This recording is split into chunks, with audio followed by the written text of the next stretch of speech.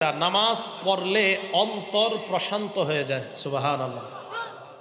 রাসূল আকরাম সাল্লাল্লাহু আলাইহি সাল্লামের সাহাবা আব্দুল্লাহ রাদিয়াল্লাহু তাআলা কি বলে দেখেন, ইনতালাকতু আনা ওয়া আবি ইলা সিহরিন লানা মিনাল আনসার। আমি আর আমার আব্বা আমার আনসারি শ্বশুর বাড়িতে গেলাম।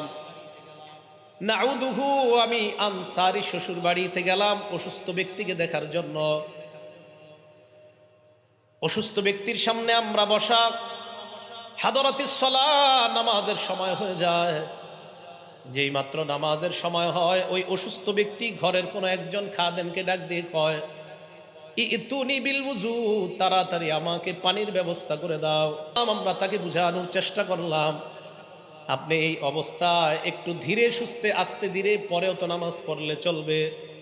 উনি জবাব দিলেন, না না, এই মুহূর্তে ওযু করতে চাই, লিউসাল্লিয়া ফাস্তারিহা, আমি ওযু করে যদি নামাজ আদায় করি আমার অন্তর আমি প্রশান্ত করতে চাই।